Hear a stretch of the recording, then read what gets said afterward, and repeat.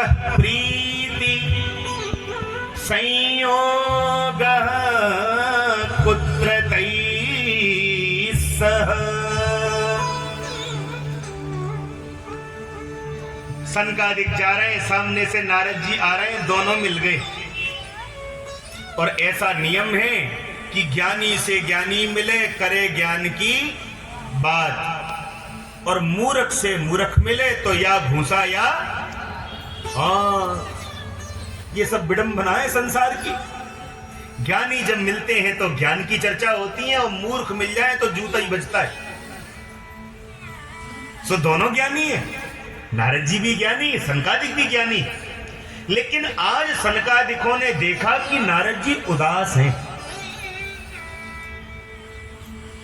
क्या हुआ बाबा?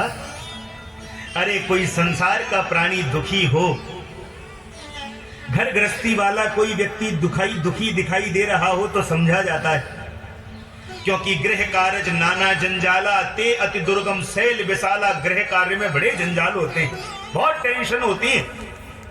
तो कोई घर गृहस्थी वाला प्राणी दुखी हो तो समझा जाए। अरे राम जी के भक्तों के लिए तो संत कहते हैं, राम के दास कभी ना हो में उदास। भगवान के दास कभी उदास नहीं होते, आप क्यों दुखी हैं? सो नारद जी ने सारी कथा बताई। भैया क्या बताऊं, मेरे मन में इच्छा हुई कि मैं सत्संग करूं, और सत्संग की इच्छा लेकर के मैं मृत्यु लोक में गया। एक बात बोलूं, हमारी इस मृत्यु लोक की एक महिमा बहुत बड़ी विचित्र है। क्या? बोले यहां सत्संग बड़ा सुलभ है। ये सत्संग केवल मृत्यु लोक में मिलता है और कहीं नहीं मिलता। स्वर्गे सत्ये च कैलाशे वैकुंठे नास्ति और सह। स्वर्ग में, वैकुंठ में भगवान तो मिलते हैं, भगवान की कथा नहीं मिलती। स्वर्ग में भोग विलास की सामग्री बहुत मिलती है, भगवान की कथा नहीं मिलती। तो भगवान की कथा कहां मिलती है? बोले भगवान की कथा तो केवल मृत्यु लोक में मिलती है, जहां जगह जगह भगवान की कथाएं हो रही हैं। कहीं भी सत्संग कर लो। सो मेरे मन में हुआ मैं जाऊंगा, सत्संग करूंगा, थोड़ी शांति मिलेगी। सो मैं मृत्यु लोक में आया और सब जगह घूमा। हरिक्षेत्रम, कुरुक्षेत्रम, श्रीरंगम, सेतु बंधनम एवमादिषु तीर्थेषु भ्रममाण इतस्ततः। सब तीर्थों में गया पर कहीं शांति नहीं मिली। फिर सोचा शांति तीर्थों में नहीं मिलेगी तो चलो महात्माओं के यहाँ मिलेगी। महात्माओं के यहाँ गया भैया, तो घोर कलिकाल ऐसा हो गया है कि पाखंड निरता संतो, संतों में भी पाखंड का बाहुल्य हो गया है। संतों के भी यहाँ शांति नहीं मिली। फिर सोचा संतों, देखो इस बात को आप अन्यथा मत लेना। बाबा जी क्यों बना जाता है? बोले घर से वैराग्य हो गया तो बाबा जी बन जाओ। तो घर से तो वैराग्य लेकर के बाबा जी बने थे, और बाबा जी बनने के बाद में मेहनताई के लिए युद्ध हो गया कि मेहनत कौन बनेगा। और इतना युद्ध हुआ कि एक महात्मा को तो मार ही दिया गया। बोले मेहनत तो हम बनेंगे। काय का वैराग्य, काय के महात्मा हैं? महात्माओं के यहां भी मुझे शांति नहीं मिली, क्योंकि आज महात्मा बनता कौन है? एक व्यक्ति तो बड़ी विचित्र बात कह रहे थे, आप सुनकर के हंसोगे। बोले महात्मा बनने में बहुत फायदा है। क्या? बोले पहला तो फायदा ये है, आपने देखा होगा जब व्यक्ति को महात्मा बनाया जाता है तो व्यक्ति का मुंडन होता है। हमारे यहाँ उसको मुड़ना बोलते हैं। बोले इनको ये मुड़ करके आए, ये मुड़ दिए गए। तो मुड़ना क्यों है? संन्यास लेते समय मुंडन क्यों किया जाता है? बोले ये जिस दिशा में जा रहे थे संसार की, उस दिशा से अब मुड़ गए। कहाँ? बोले भगवान की ओर मुड़ गए। तो पहले तो इसलिए मुड़ना होता था, पर अब क्यों मुड़ रहे? बोले मूड़ मुड़ाए 3 गुण। पहला, बोले सिर की मिट जाए खाज। खावे को बढ़िया मिले और लोग कहें महाराज। प्रेम से बोलो राधे राधे। पहले महात्माओं की जटा उनकी तपस्या का प्रतीक होती थी। जिन महात्माओं की जटा जितनी लंबी होती थी, समझ में आता था इन्होंने कितनी तपस्या की होगी। आजकल तपस्या की जरूरत है ही नहीं, नकली जटा उपलब्ध है मार्केट में। आजकल तो पीले कपड़े पहनो, मार्केट से नकली जटा लगवाओ। श्याल को बुद्धिदायक कन्या विक्रयणो लोभात् दंपतीनां च कल्पनम्। गृहस्थ जीवन कैसे बस रहा है आज? बोले पहली बात तो ये, पहले होते थे समधी। समधी माने धी माने बुद्धि, सम माने समान। जिसके विचार समान, जिसकी बुद्धि समान, वो समधी। अब बोले जहां सौदा पट जाए सो समधी। विवाह हुआ, बोले कोई वर बताना, कितना लगा दोगे? जितना लगा दोगे उसी हिसाब से फिर वर ढूंढे। 1 करोड़ लगा दो तो 1 करोड़ वाला वर। हमको गंगा का किनारा याद आता है। जब हम पाठशाला में पढ़ते थे तो पाठशाला में गंगा किनारे एक घटवारिया, उसको घटवारिया बोलते हैं, घाट पर रहने वाला ब्राह्मण, रामफल नाम था उनका। तो जब अमावस्या आती, पूर्णिमा आती, लोग बागों की भीड़ गंगा किनारे लगती। बैठ जाओ माता, बैठ जाओ, कहीं चढ़ा दो, जहां जहां जगह दी के कहीं चढ़ा दो। ये बात, अब बैठ जाओ। प्रेम से बोलो राधे राधे। तो वो घटवारिया, उसके पास में लोग आते, बोले पंडित जी कथा करानी है गंगा किनारे। बोले कौन सी कराओगे, 10 रुपए वाली, 50 रुपए वाली या 100 रुपए वाली? बोले क्या मतलब? बोले 100 रुपए वाली कथा में कथा भी होगी और हवन भी होगा, ये दोनों काम होंगे। 50 वाली, बोले केवल कथा सुनाई जाएगी शॉर्ट में। और 10 वाली, बोले तिलक लगाओ, कलावा बंधवाओ, गोता लगाओ, अपने घर जाओ और कैसी कथा। प्रेम से बोलो राधे राधे। तिलक लगवाओ, कलावा बंधवाओ, गोता लगाओ, अपने घर जाओ, ये 10 वाली कथा। सोई हाल आज विवाहों का है। 1 करोड़ हो तो 1 करोड़ वाला दूल्हा, 50 लाख हो। ऐसे जब गृहस्थ बसते हैं तो उन गृहस्थों का परिणाम क्या होता है? बोले आपने देखा होगा फिर रोज पति पत्नी में युद्ध हो रहा है। दंपति नाम च कलकनम, रोज कलह हो रही है। शाल को बुद्धिदायक, ऐसा विचित्र जीवन हो गया है कि सलाहकार भी साले साहब बनते। घर में कोई विशेष सलाह लेनी हो, कोई सलाह मशवरा करना हो तो माँ बाप की तो पूछ ही कहां है। ससुराल से साले साहब आएंगे, फिर सब समझाएंगे। और शास्त्र इतिहास प्रमाण है कि जिसने अपने घरों में सालों की सलाह ली है, चौका ही हो गया, चौका। हमारे ब्रिज में तो एक प्रसिद्ध कहावत है, दीवारें बिगाड़े आरो और घरे बिगाड़े सारो।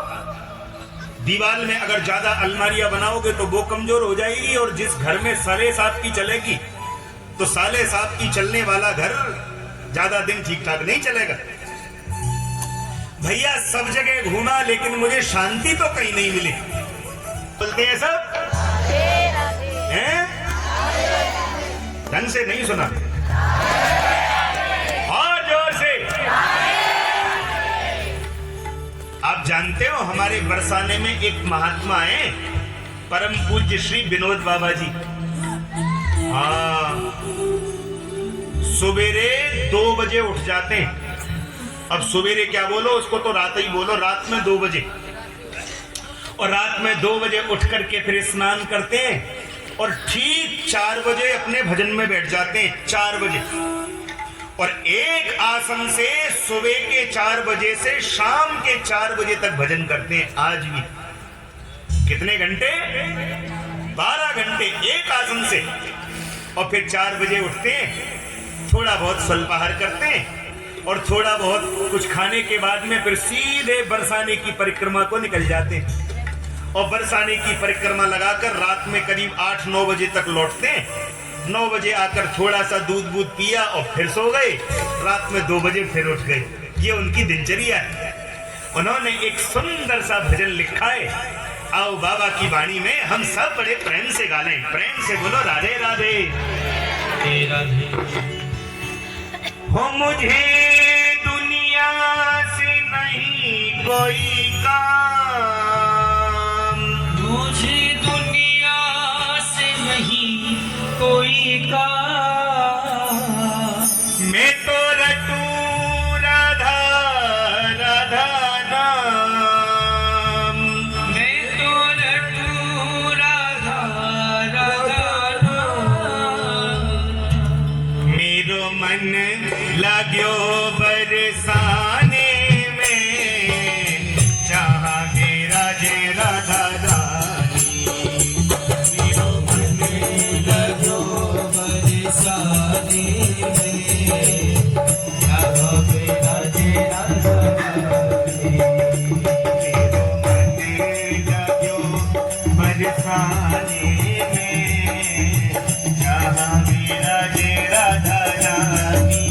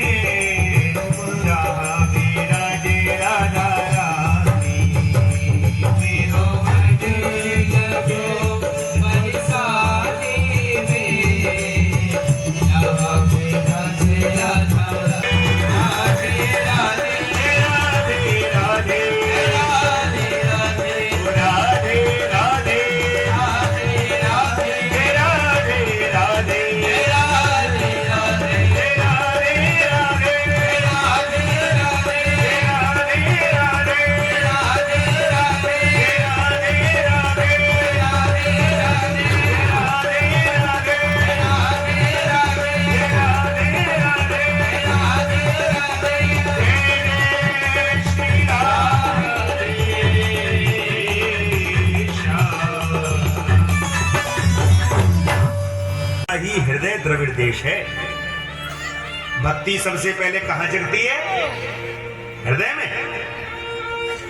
पर भाई भक्ति का जन्म तो हो गया, लेकिन जन्म लेने के बाद में बालक बड़ा होता है या नहीं?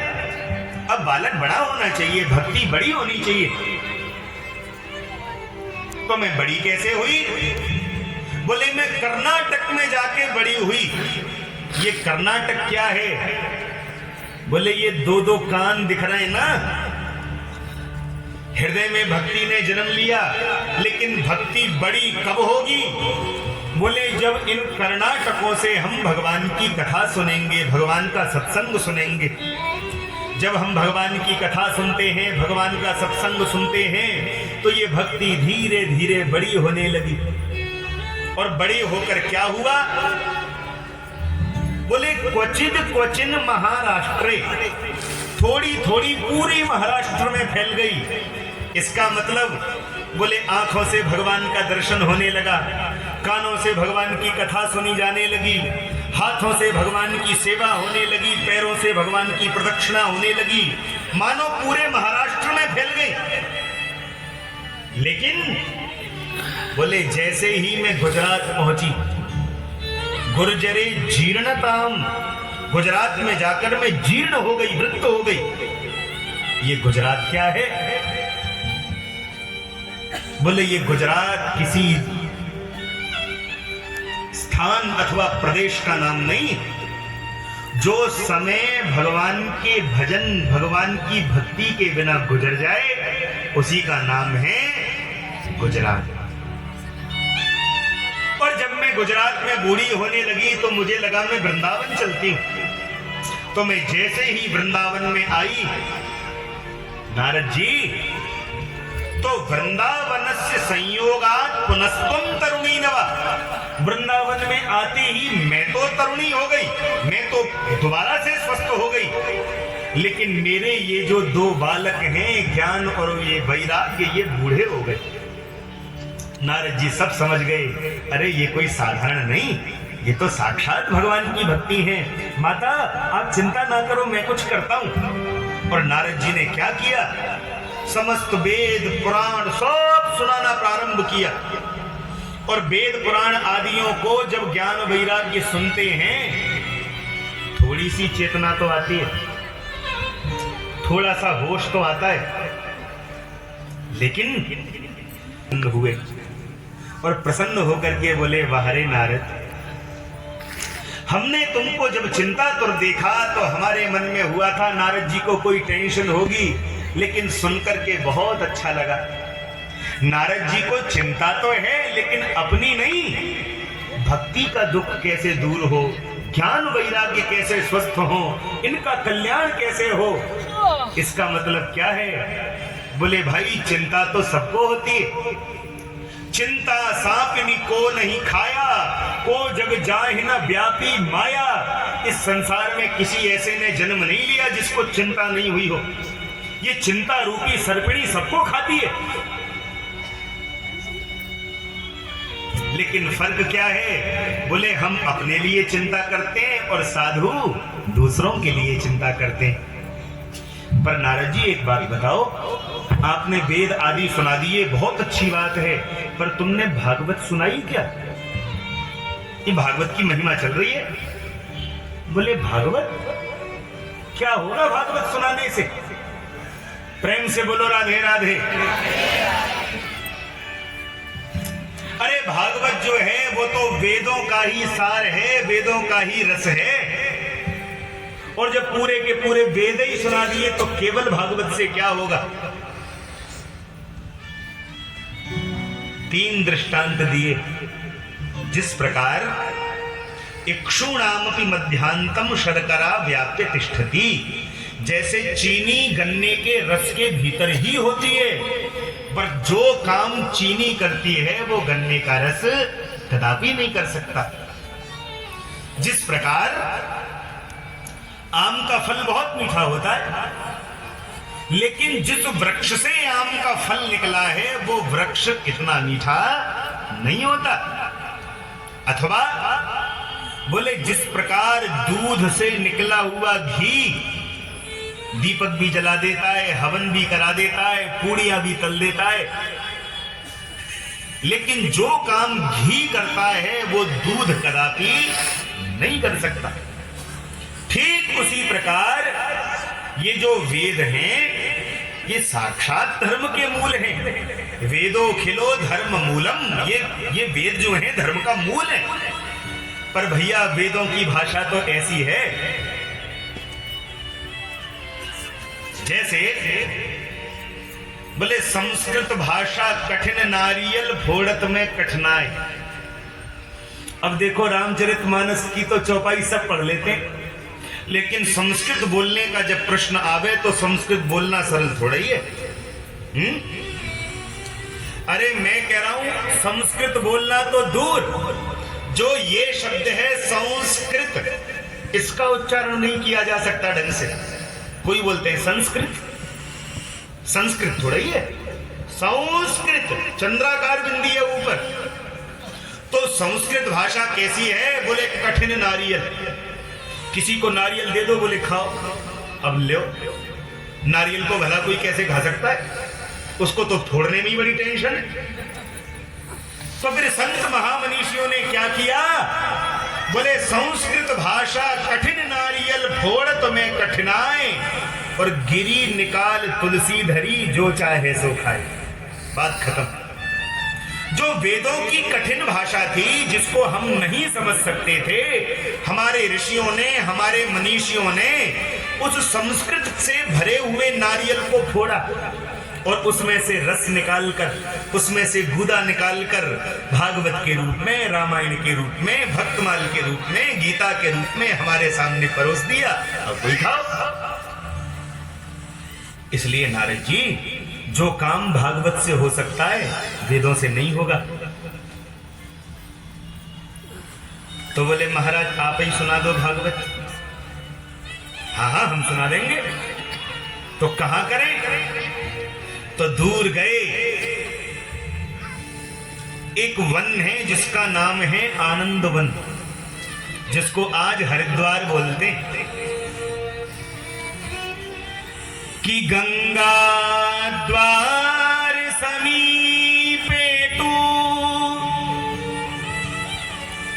तटम आनंद नामकम, गंगा द्वार समीपे तू तटमानंद नामकम। एक आनंद नाम का तट है गंगा किनारे, चलो। कथा प्रारंभ हुई। अच्छा, गंगा के किनारे ही कथा क्यों हुई और हरिद्वार में क्यों हुई? बोले भाई क्योंकि हरिद्वार बीच की भूमि है। हरिद्वार से ऊपर चले जाओ तो पर्वत शंखमाला, जहां बड़े बड़े ऋषि मुनि ब्रह्म ज्ञान में डूबे हुए समाधि में बैठे हुए। अब जो स्वयं समाधि में बैठा होगा वो कथा कैसे सुनेगा? हैं? और हरिद्वार से थोड़ा इधर आ जाओ, मुनिगणा। आप भी चलो, आप भी चलो, आप भी चलो। किसी ने कहा आप जाओ कथा सुनने, सबको क्यों लेकर जाते हो? भृगु जी बोले ये तो अपने अभिमान के कारण बैठे। हम इतने बड़े महामुनि, ये 4-5 वर्ष के सनकादिक हमको क्या कथा सुनाएंगे? लेकिन अगर मेरे कहने से इन्होंने कथा सुन ली तो इनकी सुनी हुई कथा का 10% भाग तो हमको फ्री में ही मिलेगा। इसलिए कथा में ज्यादा से ज्यादा लोगों को संग लाना चाहिए। प्रेम से बोलो राधे राधे। कथा प्रारंभ हुई और कथा प्रारंभ नहीं, कथा की महिमा प्रारंभ हुई। कथा की महिमा चल रही थी। सदा सेव्या श्रीमद् भागवती कथा, यस्याः श्रवण मात्रेण हरिश्चित्तं समाश्रयेत्। भैया इस भगवान की कथा को सदा सेव्या हमेशा श्रवण करो, सदा श्रवण करो। क्यों? क्योंकि इसके सुनने मात्र से हरिश्चित्तम समाश्रयेत, भगवान हमारे हृदय में आकर बंधी बनकर बैठ जाएंगे। कैसे बैठ जाएंगे? बंधी बनकर। अरे भाई, आप लोग कथा में बैठे हो, जब तक मन लगा तब तक सुनी, और नहीं मन लगा तो चुपचाप उठ के चल दिए। हम स्वतंत्र हैं या नहीं? ऐसे ही भगवान भी अपने भक्त के हृदय में आकर बैठ जाते हैं, मन हुआ तब तक बैठते हैं, फिर उठ के चले जाते हैं। लेकिन यदि हम भगवान की कथा श्रवण करते हैं तो भगवान की कथा की महिमा है कि भगवान सद्यो हृदयवरुध्यते पृथ्वी, भगवान बंधन में बंद करके बैठ जाते हैं। मानो भगवान की इच्छा भी हो कि मैं भक्त के हृदय से उठ करके चला जाऊं, तो फिर भगवान जा नहीं सकते। कोई मुहूर्त, कोई दिन, किस दिन सुने कथा? बोले दिना नाम नियमो नास्ति सर्वदा श्रवणम मतम, भगवान की कथा का कोई मुहूर्त नहीं होता। हाँ, यदि सकाम अनुष्ठान है, दो बातें हैं। हम भगवान की कथा इसलिए करा रहे हैं कि हमारे मन में कोई कामना है, तो कामना लेकर के यदि कथा करावें तो फिर वो अनुष्ठान बन जाती है। और अनुष्ठान का नियम होता है, थोड़ा मुहूर्त भी देख लेना चाहिए, थोड़ा सब कुछ सावधानियां बरत लेनी चाहिए। लेकिन यदि केवल कल्याण के लिए कथा सुनी जा रही है तो कल्याण के लिए कथा सुनने के लिए कोई मुहूर्त की आवश्यकता नहीं है। मिलेंगे तुझे नंदलाला प्रभु नाम की जपले तुम्हारा, मिलेंगे तुझे नंदलाला प्रभु नाम की जपले तुम्हारा, मिलेंगे तुझे नंदलाला प्रभु नाम की जपले तुम्हारा, मिलेंगे तुझे नंदलाला प्रभु नाम की जपले तुम्हारा, मिलेंगे तुझे नंदलाला प्रभु नाम की जपले तुम्हारा, मिलेंगे तुझे नंदलाला।